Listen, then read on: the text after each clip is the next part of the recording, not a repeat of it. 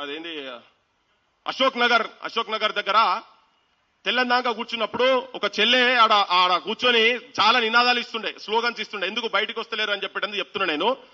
Slogans ఇస్తుంటే అమ్మాయి ఏంటంటే ఇంట్లో మీద డిపెండ్ కాకుండా ఇక్కడికి వచ్చి చిన్న నౌకరీ చేసుకుంటా సివిల్స్ ప్రిపేర్ అవుదామని చెప్పి ప్రిపేర్ అవుతా ఉండే.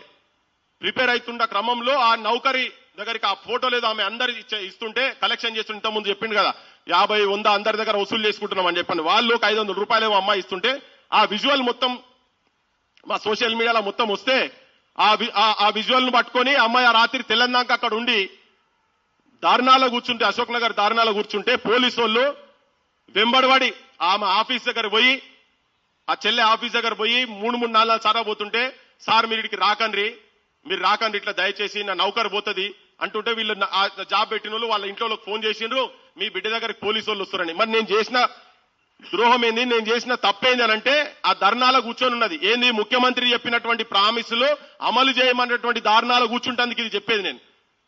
అయ్యింది ఆ అమ్మాయిని ఇంట్లోకి వెళ్ళి బయటికి రానియలేదు. నీ నౌకరొద్దు, నీ చదవద్దు, పాడొద్దు, నీకు పెళ్లి చేస్తామని ఇంట్లో కూర్చోబెట్టిండ్రు. ఒక 15 రోజుల కింద అనుకుంటా, 15-20 రోజుల కింద ఆ పిల్ల ఇప్పుడు నాకు ఢిల్లీ పోయిన చెల్లెతో మాట్లాడుకుంటూ చెప్పిందంట, మీ తల్లిదండ్రులు మిమ్మల్ని ఎంకరేజ్ చేస్తున్నారు, మా ఇంట్లో నన్ను ఇంట్లోకి వెళ్ళి రాణిస్తలేరు, నీ పరీక్షలు వద్దు, నీ నౌకరొద్దు అది అని చెప్పని అంటున్నారు, నాకేం చేయాలో అర్థమైతలేదని మానసికంగా ఇబ్బంది పడి మీ అందరికి చెప్తున్నా ఏంటంటే ఆత్మహత్య చేసుకుని చనిపోయింది.